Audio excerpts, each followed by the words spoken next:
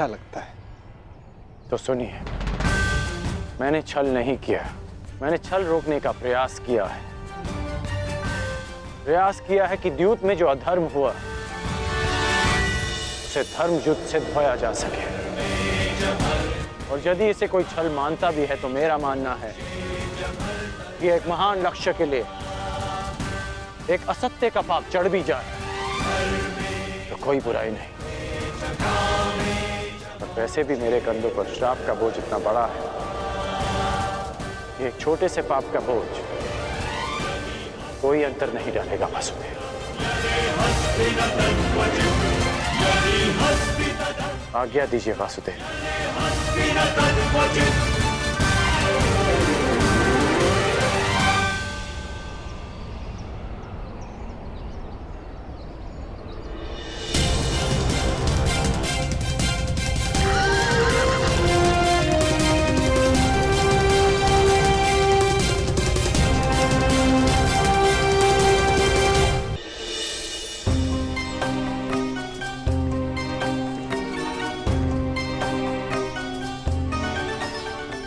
नहीं जाता। तनिक विश्राम कर ले आर्य पुत्र।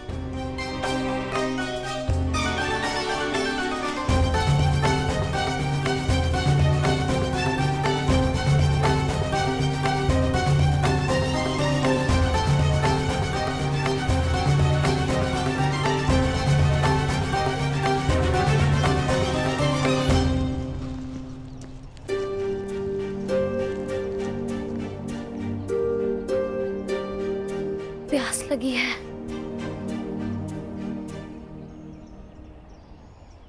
यहाँ तो आसपास जल भी नहीं दिखता।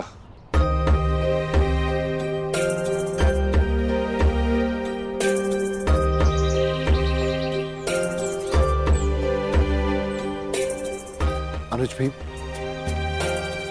वो देखो, जल पक्षी। यहाँ जल अवश्य होगा। जी, मैं जाकर जल लेकर आता हूँ।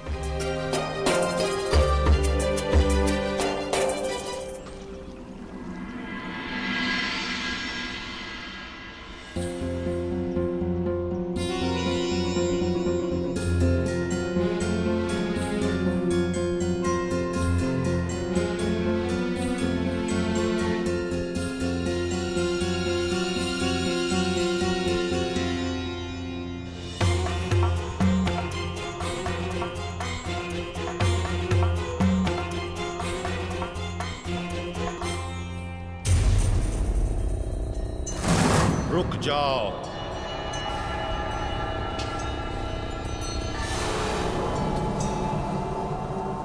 ये सरोवर मेरा है। इसका जल उपयोग में लेने से पूर्व मेरे प्रश्नों का उत्तर देना होगा।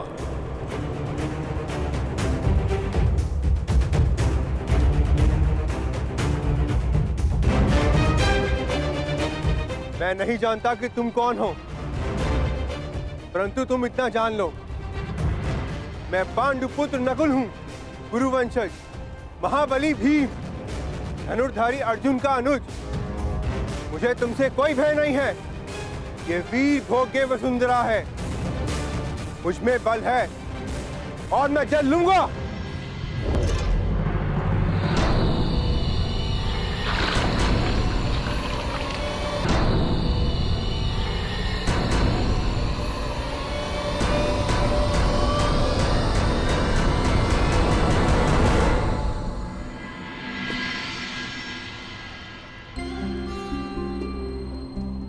प्रणिपात माताश्री। यशस्वी भव। आपने मुझे स्मरण किया।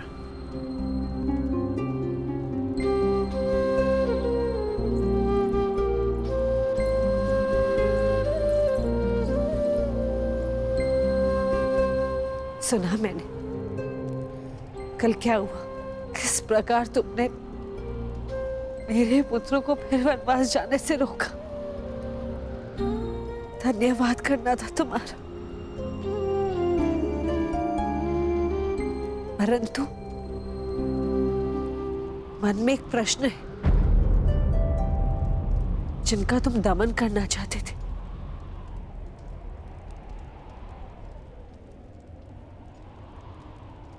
उन्हें क्यों छोड़ दिए? प्रतिज्ञा ली थी कि युद्ध में आपके पुत्रों को पराजित करूंगा, इसलिए जाने दिया। अर्थात वो युद्ध में अवश्य पराजित होंगे।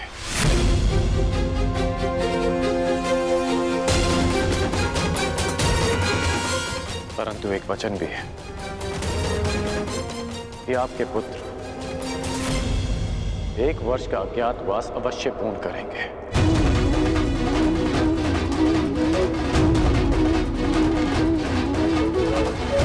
आज्ञा दीजिए माताश्री।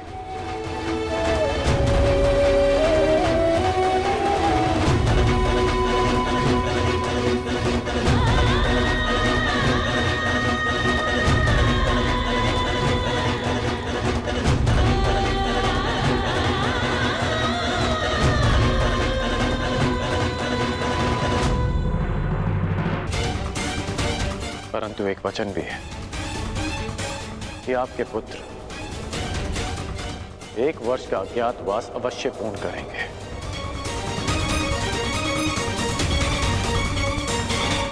आज्ञा दीजिए माताश्री।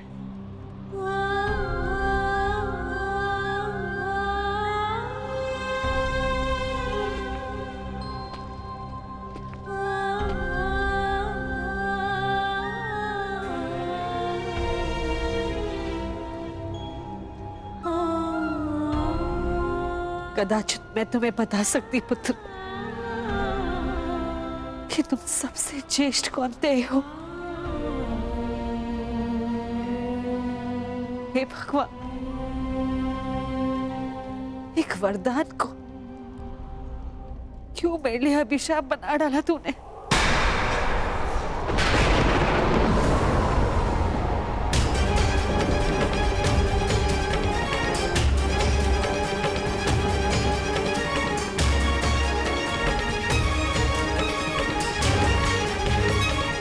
हे ईश्वर,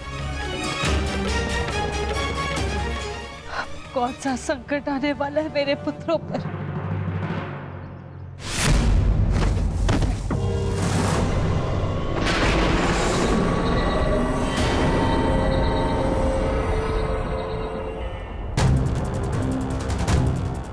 इतना विलंब हो गया है। अब तक तो नकुल को आ जाना चाहिए था। मैं देख कर आता हूँ ज्येष्ठ, कहीं कोई संकट तो नहीं। मैं भी साथ चलता हूँ। दुर्योधन के गुप्तचर हमारी खोज में है।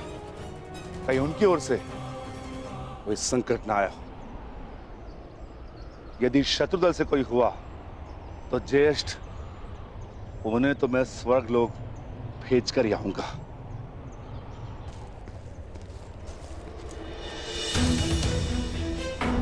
नकुल! नकुल! नकुल! नकुल! भ्राता भीम! नकुल! नकुल! नकुल! नकुल! नकुल! नकुल! उठ जा। नकुल! देखिए ना भ्राता भीम, क्या हुआ है नकुल को? ये कुछ बोल क्यों नहीं रहा? नकुल! नकुल उठ जा। नकुल!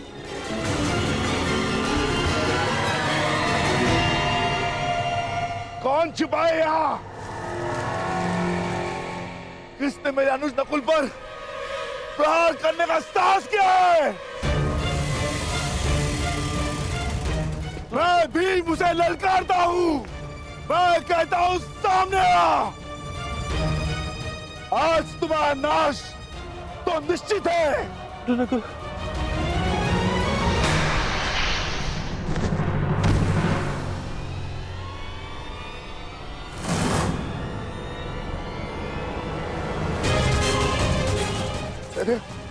ये क्या हो गया?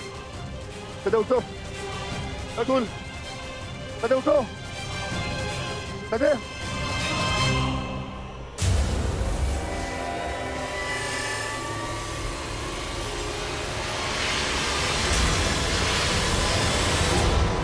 दादा भीम!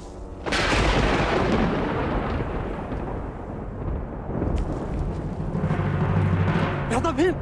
दादा भीम! सहदेव! सहदेव! नकुल! नकुल!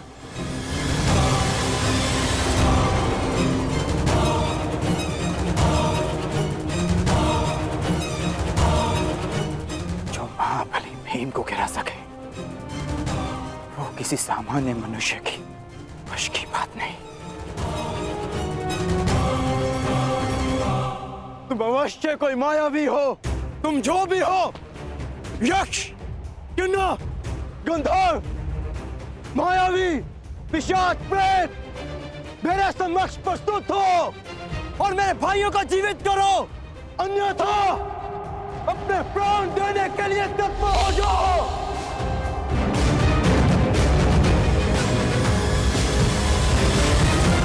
मैं धनुधारी अर्जुन तुम्हें ललकारता हूं।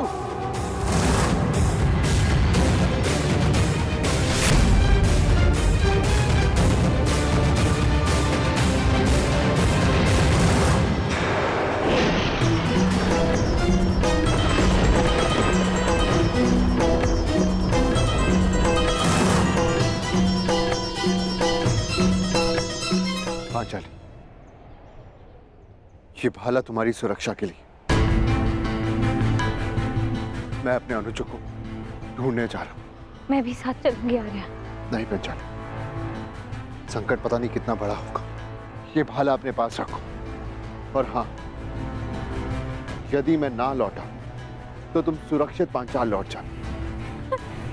परंतु पांचाली, ये मेरी आज्ञा है।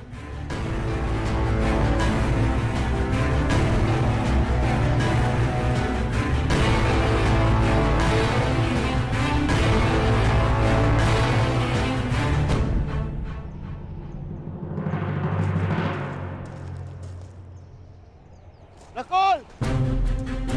भीम! सहदेव!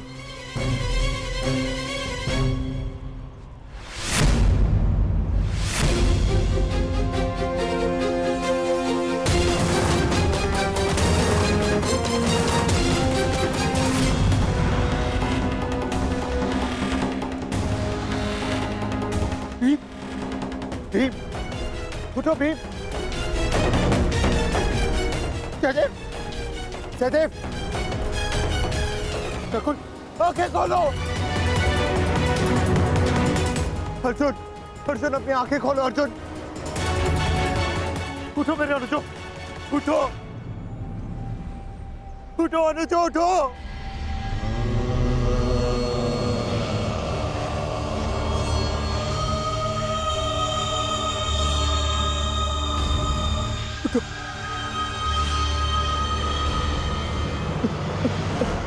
कैसा ज्येष्ठ, कैसा ज्येष्ठ! युद्ध में हारे जाने के पश्चात भी जिन्होंने मुझ पर अपना विश्वास नहीं हारा, उनकी सुरक्षा मैं कैसे नहीं कर सका? क्या उत्तर दूंगा? क्या उत्तर दूंगा मैं माता कुंती को? क्या उत्तर दूंगा मैं पांचाली को? क्या उत्तर दूंगा मैं उन्हें?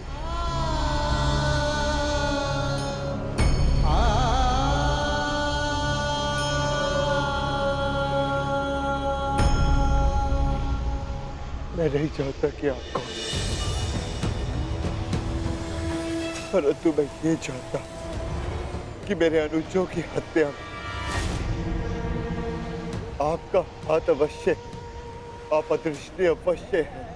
परंतु मैं ये जानता हूं कि आप मुझे सुन और देख अवश्य सकते हैं। तो आप ये भी सुन लीजिए, ना तो ये युधिष्ठिर अपने अनुजों को अपने साथ लेकर जाएगा या इसी सरोवर के तट पर अपने प्राण दे देगा। कृपा करके बताएं कि आप कौन है?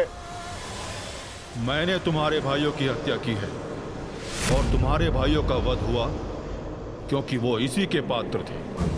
उन्होंने मेरी आज्ञा की अवहेलना की थी।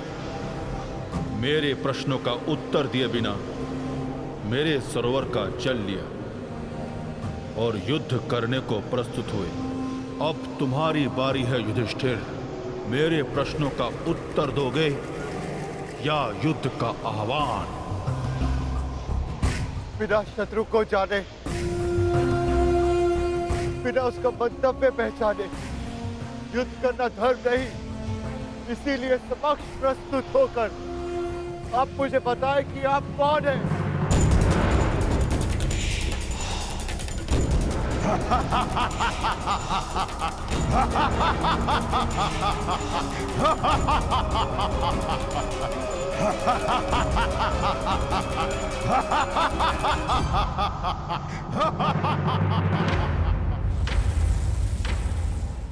मैं यक्ष नायक हूं और ये सरोवर मेरा है।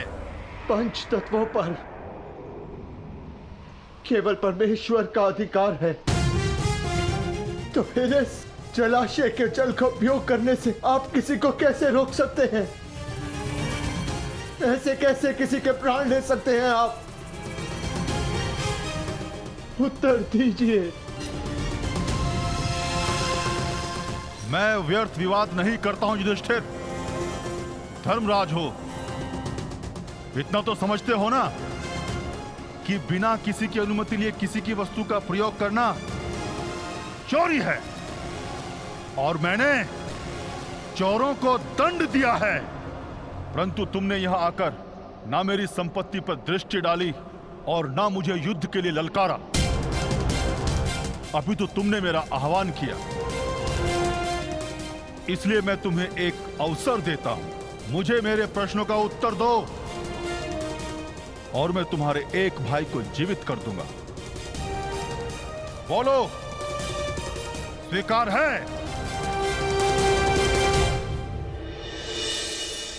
हे प्रभु, मैं नहीं जानती है कैसी लीला है, परंतु इस मां की परीक्षा मत लो। मेरे पुत्रों की रक्षा करो प्रभु, मेरे पुत्रों के। अपने भाइयों के पश्चात मुझे अपने जीवन का कोई मोह नहीं है महोदय।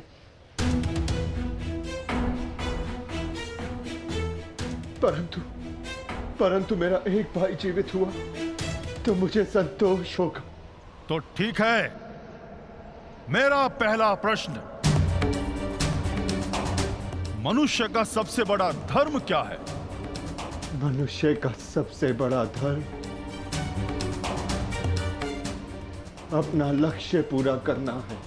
और उसका लक्ष्य क्या है? अपना कर्तव्य पूरा करना। मनुष्य में कितने वर्ण हैं और प्रत्येक वर्ण का कर्तव्य क्या है? मनुष्य में 4 वर्ण हैं, ब्राह्मण, क्षत्रिय, वैश्य, शूद्र।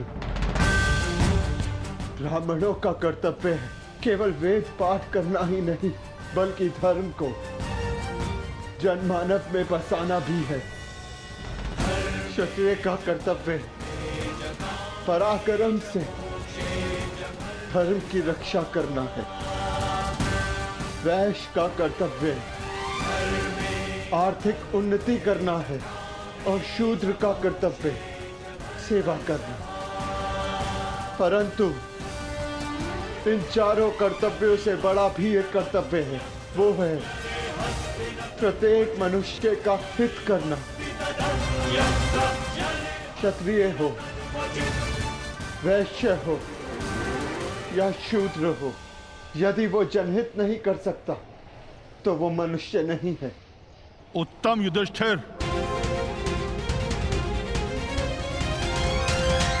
बताओ कि जल से पतला कौन है?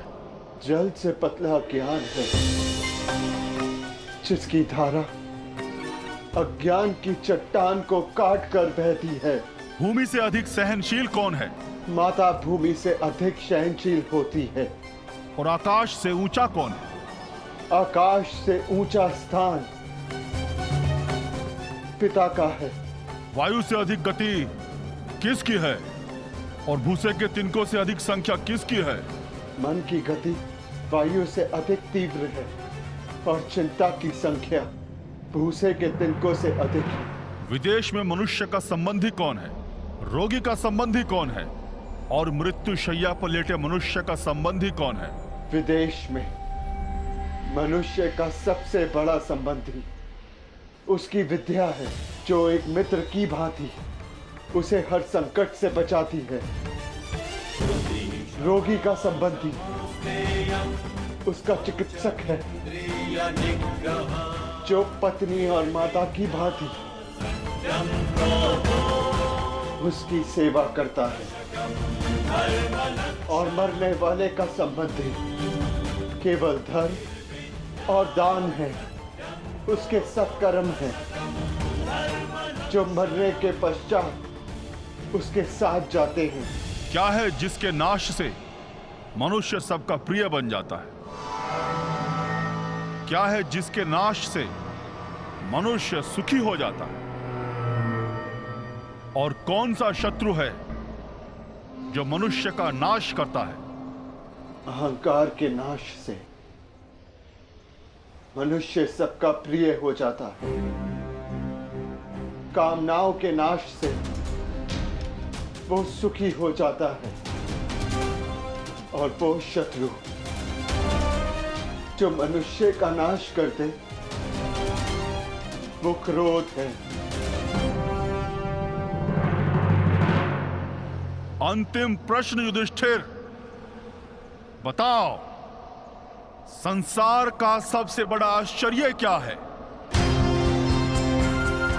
मनुष्य प्रतिदिन सहस्त्रों को जन्म लेते हुए देखता है, सैकड़ों को मरते हुए देखता है, जो जानता है कि उसे भी एक दिन मर जाना है, फिर भी सदा जीने की चाह रखता है। ये संसार का सबसे बड़ा आश्चर्य है। तुमने मुझे संतुष्ट किया युधिष्ठिर, मैं प्रसन्न हुआ। बताओ, तुम्हारे किस भाई को जीवित करूं? भीम को या अर्जुन को? ये दोनों महाबली हैं, तुम्हारी रक्षा कर सकते हैं। मनुष्य की रक्षा ना भीम से हो सकती है, ना अर्जुन से। मनुष्य की रक्षा यदि हो सकती है तो केवल उसके धर्म से। और मेरा धर्म कहता है कि जो मेरे लिए सबसे पहले दांव पर लगा, जिसने मेरी प्यास बुझाने के लिए सबसे पहले अपने प्राण दिए, मेरा वो अनुज नकुल जीवित हो जाए। हमारी दो माएं हैं, एक माता कुंती का पुत्र मैं जीवित हूं और दूसरी माता मादरी का पुत्र नकुल जीवित रहे। अति उत्तम युधिष्ठिर, जो विपत्ति में भी न्याय और धर्म का साथ नहीं छोड़े, वही सफल होता है। तुम अपनी परीक्षा में सफल हुए।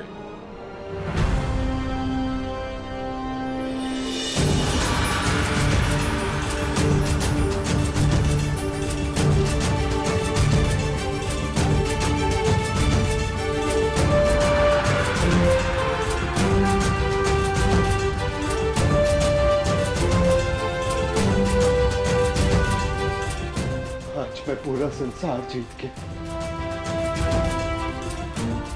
मेरे पांचों भाई मेरे साथ हैं, मुझे किसी की कामना नहीं।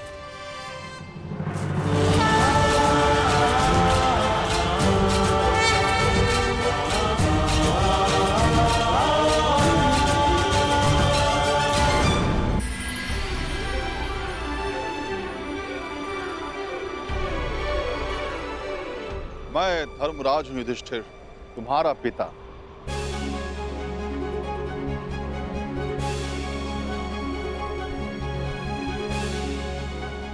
मैं तुम्हारी परीक्षा ले रहा था।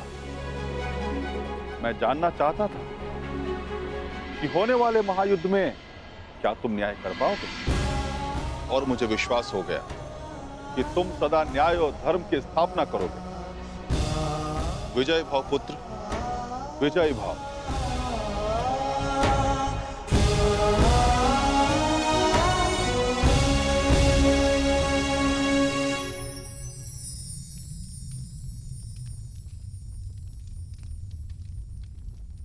मेरे सभी पुत्र अब सुरक्षित हैं।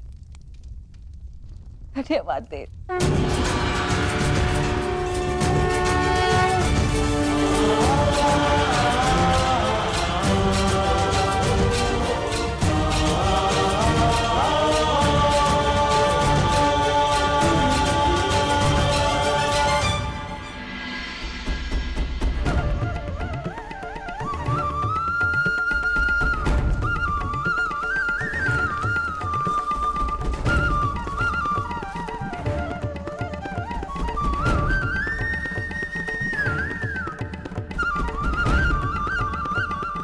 प्रणिपात वासुदेव।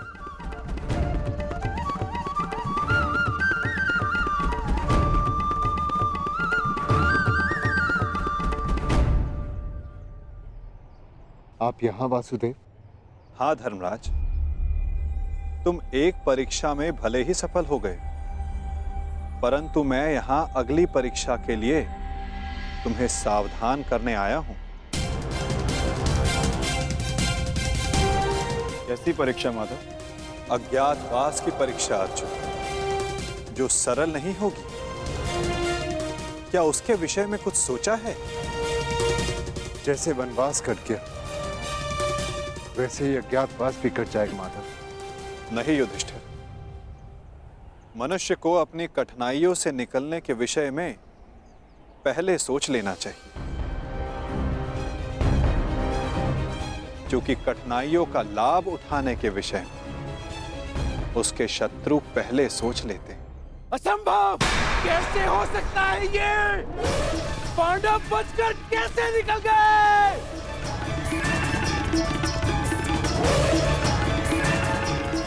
दिग्विजय प्राप्त कर ली, चारों दिशाएं जीत ली, परंतु हर बार पांडवों से क्यों हार जाते हो तुम?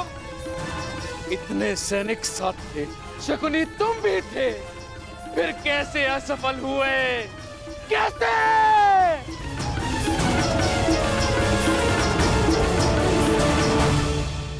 रुष्ट ना होइए महाराज, हम असफल नहीं हुए, क्योंकि पांडवों का अज्ञातवास भंग हो चुका है।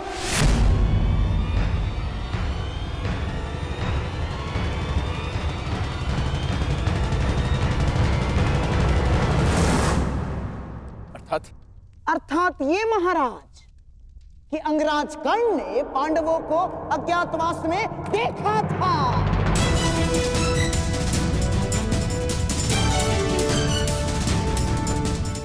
इसीलिए नीति अनुसार पांडवों का अज्ञातवास भंग हो चुका है।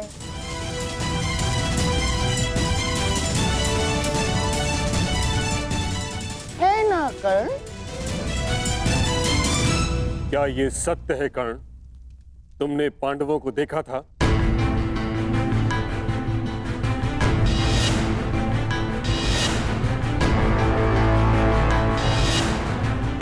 जानता हूं पुत्र, तुमने अवश्य पांडवों को देखा है, परंतु अब समय है कि उनके विरुद्ध एक और अधर्म को होने से रोका जा सके। उत्तर दो कर्ण, क्या तुमने पांडवों को देखा था? जी, देखा था।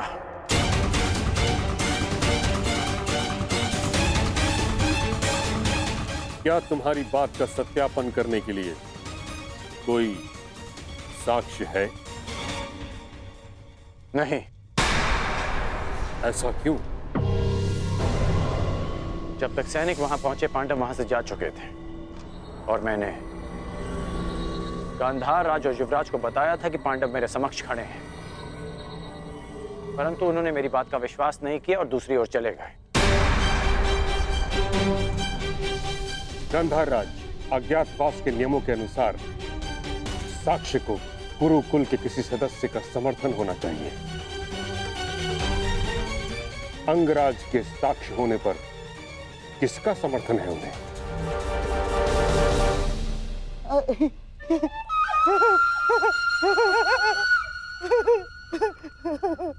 अंगराज कर्ण की बात पर कौन अविश्वास कर सकता है महामहिम? और उनके साक्ष्य होने पर स्वयं कुरुवंश के सम्राट दुर्योधन का समर्थन भी है, हैं? हाँ, मुझे अपने मित्र कर्ण के ऊपर पूर्ण विश्वास है।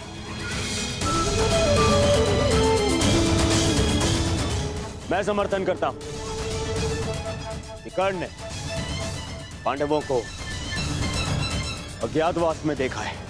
युवराज, यदि तुम्हें विश्वास था तो कर्ण की बात ना मानकर दूसरी ओर क्यों चले गए? और आप गांधार राज, यदि आपको कर्ण की बातों पर विश्वास था तो आप उसके पास क्यों नहीं गए? इसका अर्थ यह है कि आपको कर्ण पर विश्वास नहीं था, अर्थात अज्ञातवास भंग नहीं हुआ।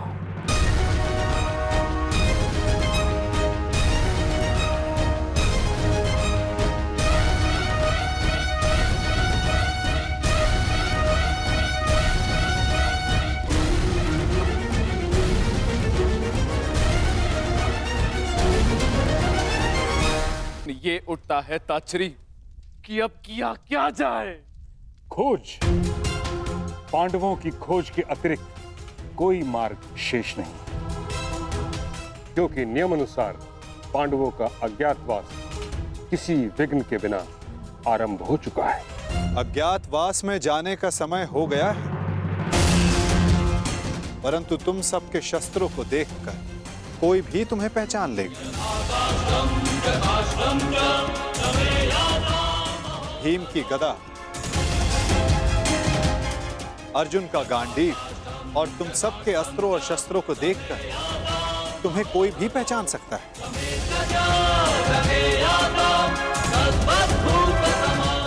इसीलिए जाने से पूर्व इन्हें छिपा देना आवश्यक है। परंतु कहां माधव? यदि किसी ने यह शस्त्र ढूंढ लिया तो? कोई भी स्थान सुरक्षित नहीं है। स्थान सुरक्षित नहीं होता अर्जुन, स्थान सुरक्षित किया जाता है। मैं समझा नहीं माधव। अपने अस्त्रों और शस्त्रों को नीचे रखो।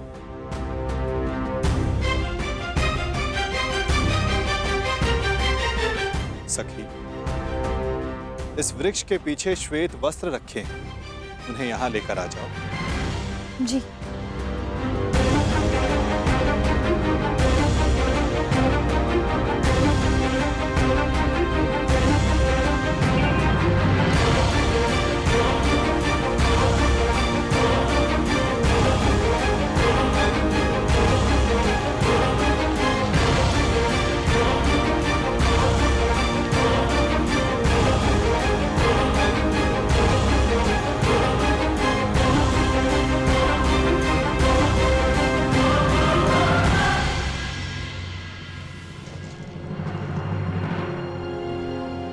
अब जो भी इसे देखेगा उसे यह प्रतीत होगा कि ये एक मृत शरीर है। कुछ लोग भय के कारण तो कुछ लोग घृणा के कारण यहां नहीं आएंगे। इस शमी के वृक्ष पर 1 वर्ष तक ये अस्त्र और शस्त्र सुरक्षित रहेंगे। परंतु अब सबसे महत्वपूर्ण प्रश्न ये खड़ा होता है कि अज्ञातवास में जाओगे कहां?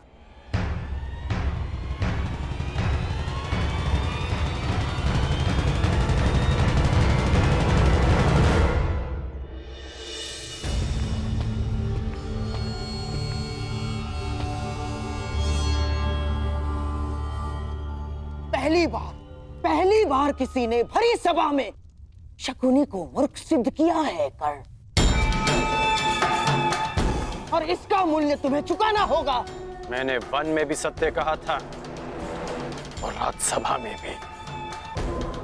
मैं तुम्हें बस मामाजी, बस। एक दूसरे के ऊपर आरोप लगाने बंद कीजिए। तो हो गया तो हो गया। अपने घायल दम पर आरोप का मलहम लगाना बंद कीजिए आप। और तुम कौन? अपने आप को मेरा सेवक कहते हो ना? तो ठीक है, अब तुम मेरा आदेश मानोगे।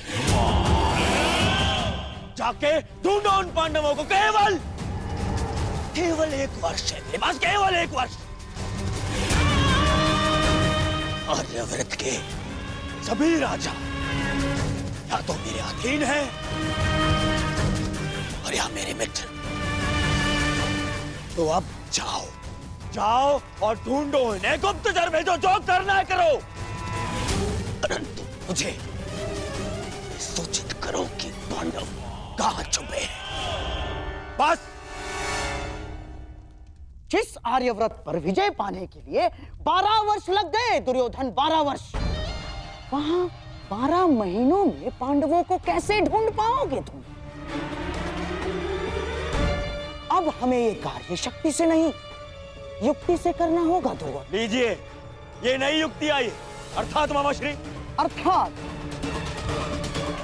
पांडव किसी भी परिस्थिति में हमारे मित्र राष्ट्रों में नहीं जाएंगे ना। वो वहां जाएंगे जिन्होंने हमारी अधीनता स्वीकार तो कर ली है, परंतु जो मन से पांडवों के पक्ष में है। मन से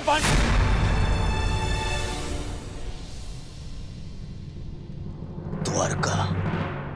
दुर्योधन को लगेगा कि तुम सब द्वारिका में छिपे हो, इसलिए वो अपने गुप्तचर द्वारिका और तुम्हारे मित्र राजाओं के यहाँ भेजेगा।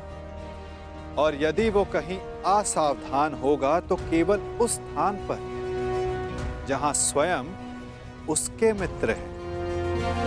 क्योंकि मनुष्य अपनी खोई हुई वस्तु कभी अपने ही आंचल में नहीं ढूंढता। मैं समझा नहीं, आपका संकेत क्या है वासुदेव? तुम विराट नगर जाओ युधिष्ठिर। विराट नगर के राजा केवल नाम के राजा हैं और वहां पर शासन रानी सुदेशना के भाई कीचक का चलता है। और कीचक दुर्योधन का सबसे परम मित्र है, इसलिए दुर्योधन कभी सोच ही नहीं पाएगा कि तुम सब वहां छिपे।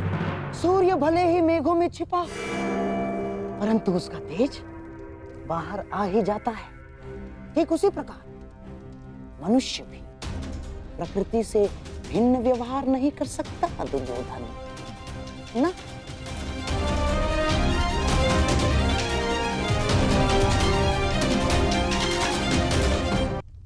युधिष्ठिर धर्मराज है, इसलिए कहीं उपदेशक या मंत्री बना बैठा होगा। इस बार तुम्हें अपनी प्रकृति से भिन्न व्यवहार करना होगा युधिष्ठिर।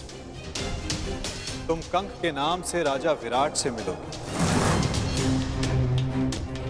और तुम वो कार्य करोगे जो तुम जीवन में कभी नहीं करना चाहते। तुम राजा विराट के साथ चौसर खेलोगे।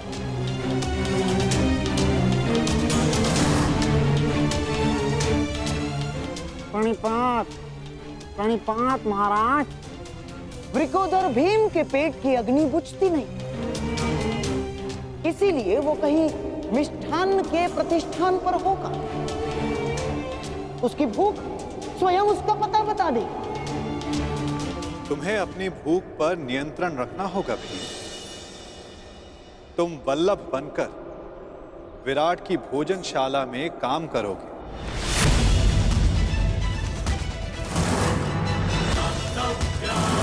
और अपनी भूख पर कड़ा नियंत्रण रखोगे।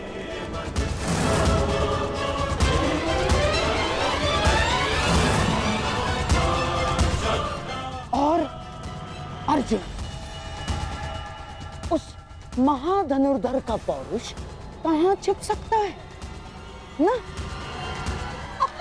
वो कहीं होगा सैनिक के वेश में अपना पौरुषत्व दिखाएगा।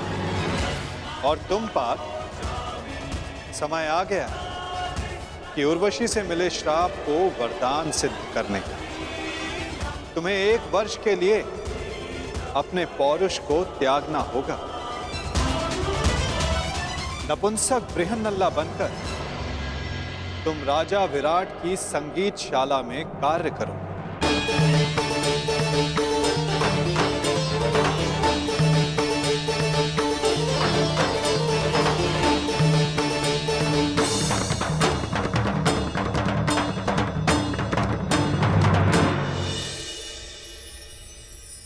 अति उत्तम बृहन्नला, क्या तुम हमारी पुत्री उत्तरा को संगीत और नृत्य की शिक्षा दोगी?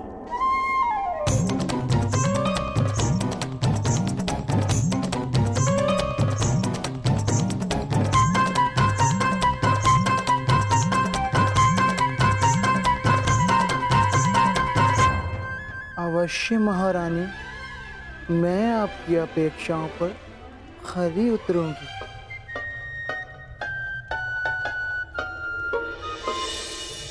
नकुल सहदेव बेचारे कोमल सुंदर, उनसे परिश्रम नहीं होगा ना? इसीलिए किसी राज्य में सभासद बनकर बैठे होंगे। नकुल, सहदेव, तुम ग्रंथिक बनकर और तुम तंतिपाल बनकर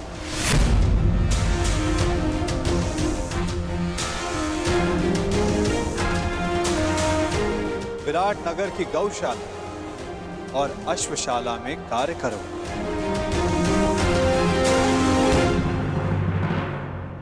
और सबसे अधिक वो पांचाली, उसका तेज, उसकी आंखों की ज्वाला कहां किसी से छिप सकती है दुर्योधन? और तुम सखी, तुम्हें अपना दर्प छिपाने के लिए सबके समक्ष घूंघट में रहना होगा। दासी सैरंधरी बन, जिसके पति गंधर्व, तुम रानी सुदेशना की रूप सज्जा का कार्य संभालो।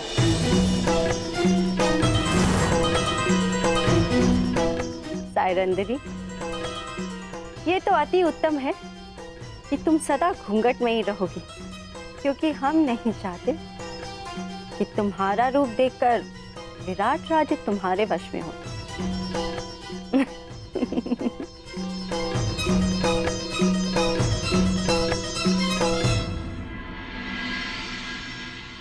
यदि मेरे सिखाए मार्ग पर चलोगे तो पांडवों को ढूंढना कठिन कार्य नहीं होगा।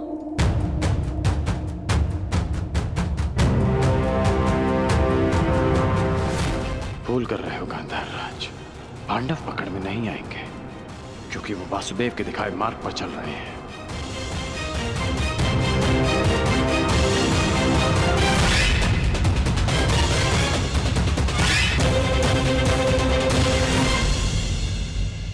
मगध, छेदी, सभी राज्यों से हमारे गुप्तचर रिक्त हाथ लौट रहे हैं।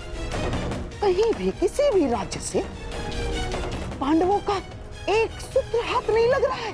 क्या पूरे भारतवर्ष में नहीं है वो? ऐसे कहां अंतर्ध्यान हो गए हैं ये पांडव? युवराज की जय हो। मैं पांडवों की खोज में काशी गया था, पर काशी में भी पांडवों की कोई सूचना नहीं मिली युवराज। तुम्हारा साहस कैसे हुआ मेरे सामने आने का? कैसे साहस हुआ? कैसे साहस हुआ?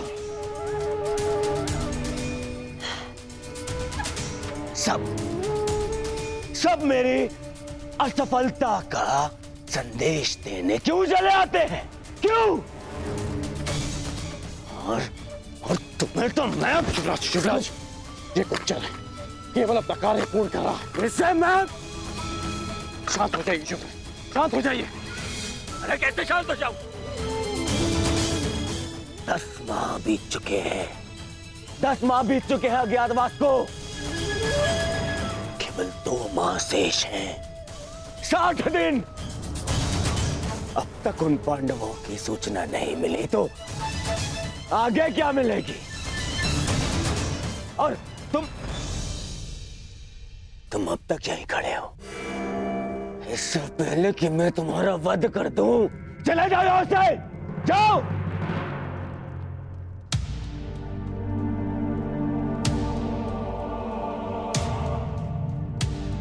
मेरी सफलता मुझसे दूर जा रही है।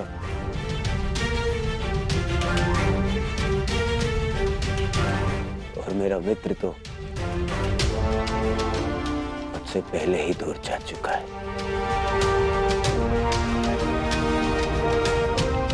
और सब कह रहे हैं कि शांत रहो, शांत हो जाओ, शांत हो जाओ। शांत होने की आवश्यकता है। कैसे?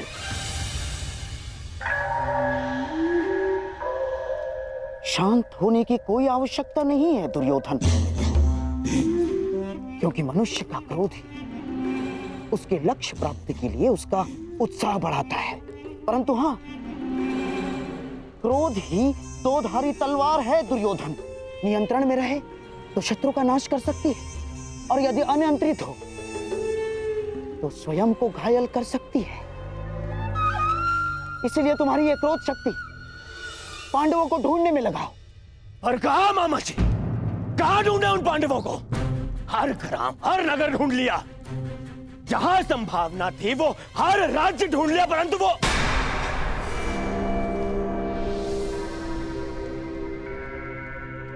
कहीं ऐसा तो नहीं कि हमें जहां ढूंढना चाहिए हमने वहां नहीं ढूंढा। हमारे किसी मित्र राज्य में। हाँ दुर्योधन, हर जगह तो नहीं ढूंढा है हमने पांडवों को।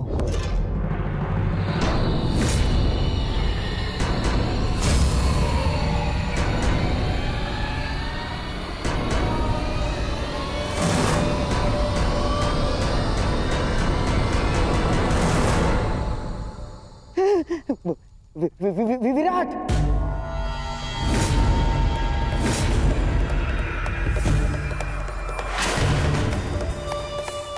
विराट में ढूंढना शेष है। विराट हमारे अधीन है, और विराट का सेनापति कीचक तुम्हारा मित्र। इसीलिए हमने विराट में गुप्तचर भेजे ही नहीं। और अवश्य पांडव यही सोचकर विराट नगर में होंगे कि हम उन्हें वहां ढूंढेंगे ही नहीं।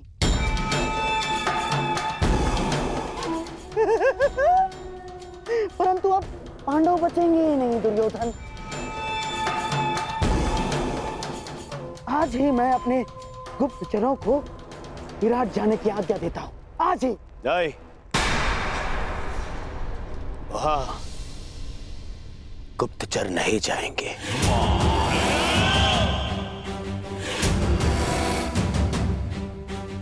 वहां हम स्वयं जाएंगे,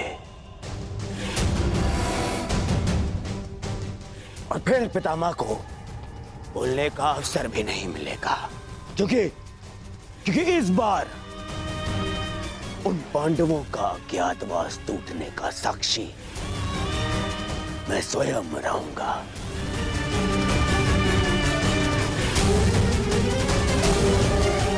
और फिर कीचक मेरा परम मित्र है।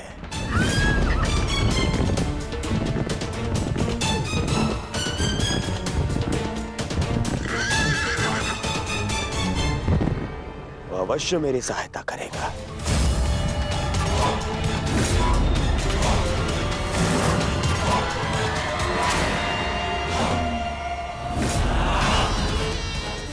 कीचक कहने को सेनापति है,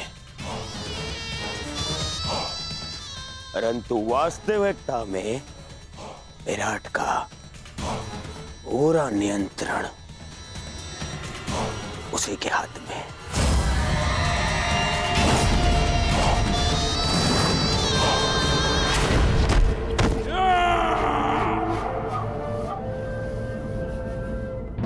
और जब तक वो पांडव नहीं मिल जाते, हम कीचक के साथ विराट में ही रहेंगे।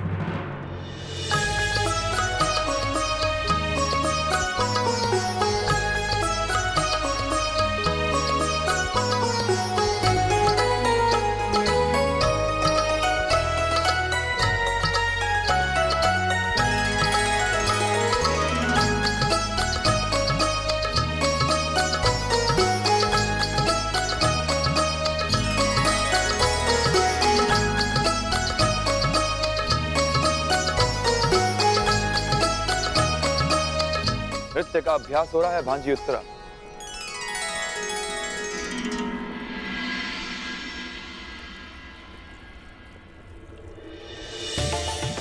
महावश्री, आप मेरे लिए उपहार लाए? अवश्य।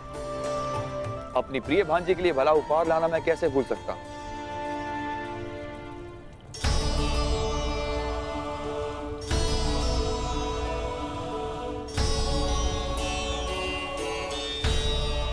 ये क्या महावश्री, फिर से वस्त्र? ये कोई साधारण वस्त्र नहीं है उत्तरा। कलिंग राज्य का सबसे श्रेष्ठ वस्त्राकार के हाथों का बुना मलमल है। जब आपको मेरे मनचाहे वस्त्र लाने ही नहीं होते हैं, तो आप पूछते ही क्यों है कि क्या मंगाना है? आप भूल गए मैंने आपसे घुंघरू मंगवाए थे। मेरी प्रिय भांजी उत्तरा, शीघ्र ही तुम्हें किसी बड़े राज्य की महारानी बनना है। फिर तुम्हारे एक संकेत पे सैकड़ों नर्तकियां अपना कौशल दिखाएंगी। तुम्हें साधारण घुंघरुओं की क्या आवश्यकता है? होने वाली महारानी हो, अपने वस्त्र आभूषण पर ध्यान देना चाहिए। इस नृत्य और वादन में क्या रखा है, इसका कोई लाभ नहीं। क्षमा चाहती हूँ सेनापति महोदय, परंतु संगीत साधना शस्त्र साधना से कम नहीं होती। वस्त्र आभूषण शरीर सजाते हैं, परंतु संगीत मन को संतोष का आभूषण देता है। शस्त्रों से किसी राज्य को तो जीता जा सकता है, परंतु संगीत मन को जीतने का माध्यम है। यदि तुम उत्तरा की शिक्षिका ना होती ब्रनला, तो मेरे समक्ष मुख खोलने का दंड मृत्यु होता। तुम्हें किन्नर हो, तुम्हें क्या भान की राजस्त्रियों का आचरण क्या होना चाहिए और राजपुरुषों का पौरुष क्या मांग रखता है। तुम तो ना पूर्ण पुरुष हो ना पूर्ण स्त्री। जाओ अपनी वीणा संभालो।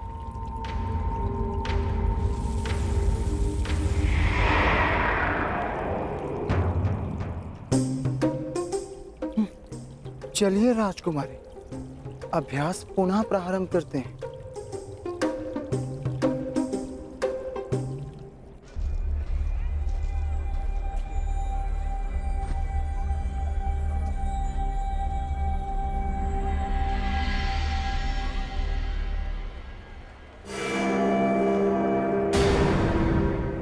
दुर्योधन, कहीं से हमारे यहाँ होने का आह्वान तो नहीं हो गया?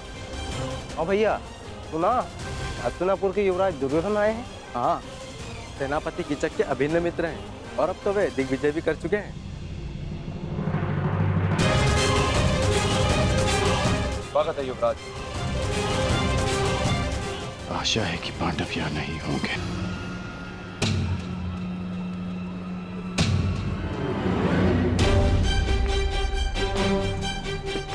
मुझे बाकियों को भी जाकर सावधान करना होगा।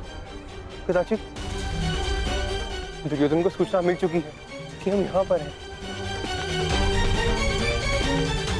राजमहल की ओर बढ़ रहे हैं, अर्थात भ्राता युधिष्ठिर संकट में है। सर्वप्रथम मुझे उन्हें जाकर सावधान करना होगा।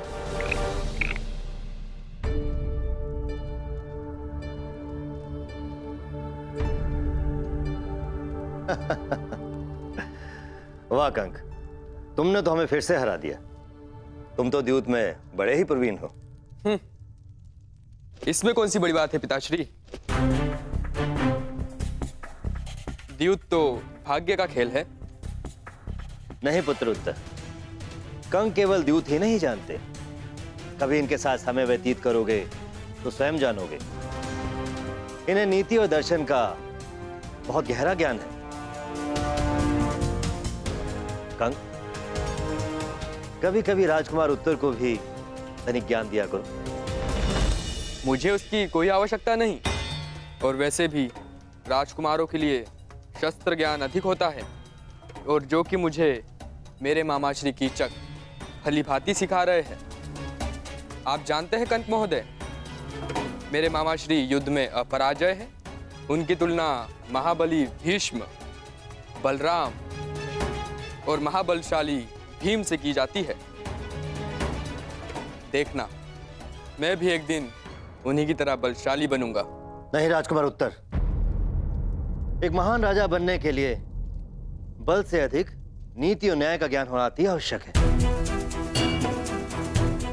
प्रजा को कैसे सुखी रखना है, ऐसी भावना अधिक आवश्यक है। परंतु पिताश्री, बिना बल के प्रजा की रक्षा कैसे की जा सकती है?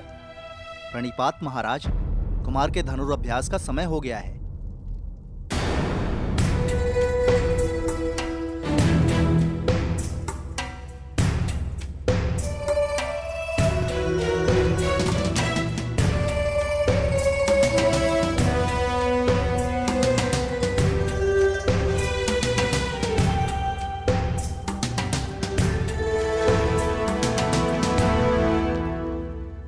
नकुल यहाँ क्यों आया था? अवश्य कि वो कुछ विशेष बात करना चाहता है। बहुत चिंता है कंक।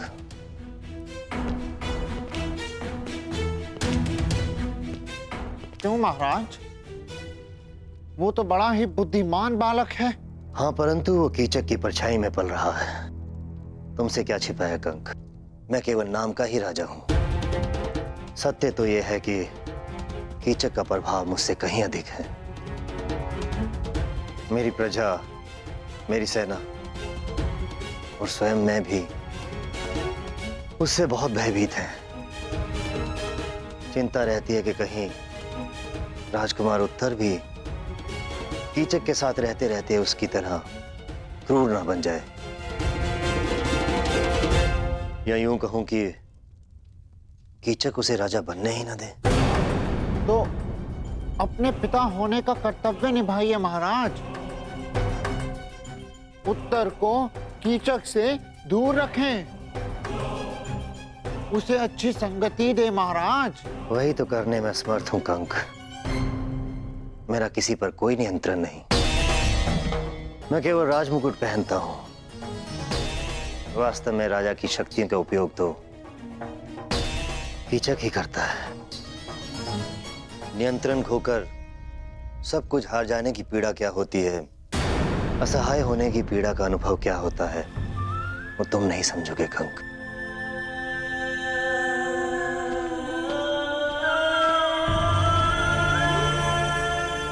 जी महाराज।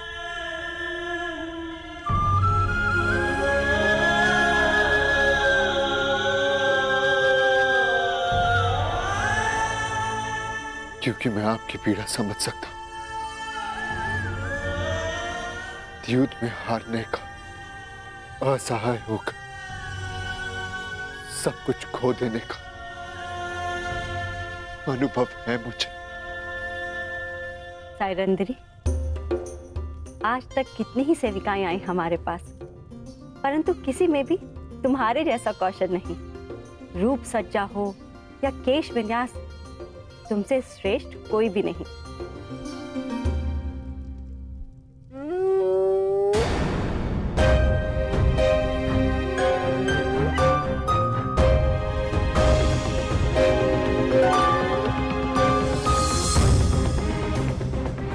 श्रृंगार पूर्ण हुआ महारानी, आज्ञा दीजिए, बहुत काम शेष है।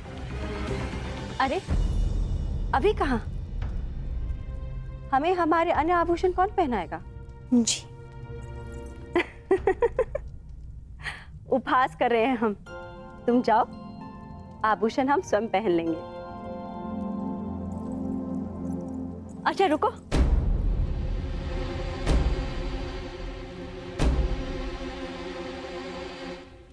एक बात बताओ, हम कब से तुमसे एक प्रश्न पूछना चाह रहे थे। तुम्हें इतना अच्छा श्रृंगार आता है, तुम स्वयं इतनी रूपवती हो, अपना ध्यान क्यों नहीं रखती? ये देखो कितने सुंदर केश है तुम्हारे, इसे खुला क्यों रखा है?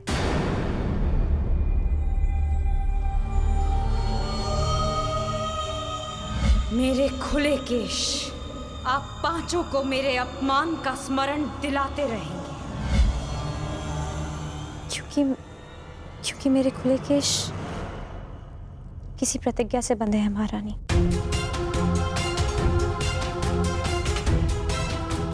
ऐसी कौन सी भीष्म प्रतिज्ञा है कि इतने सुंदर केश बांधे भी ना जा सके? महारानी की जय हो। सेनापति कीचक पधार रहे हैं। कीचक हमारा भाई? वाह, एक और विजय कर आया। हमें शीघ्र ही तैयार होना पड़ेगा। एकांत, मैं तुमसे श्रेष्ठ हूँ? नहीं, मैं हूँ। तुम्हें वीणा बजाने और नृत्य के अतिरिक्त आता ही क्या है? राजकुल के सदस्यों को युद्ध ज्ञान होना अधिक आवश्यक है। हाँ, बड़ा आया योद्धा, तुम्हें ठीक से तलवार पकड़नी तो आती नहीं है। अच्छा, मुझे सब आता है। चलो कौन श्रेष्ठ है इसका निर्णय इस प्रदा से हो जाए। मेरे साथ अश्वरोहण की चुनौती स्वीकार करती हो? हाँ हाँ चलो, तुम्हें दिखा भी दूंगी कि मुझे वीणा बजाने के अतिरिक्त बहुत कुछ आता है। सावधान रहिएगा राजकुमारी। हाँ,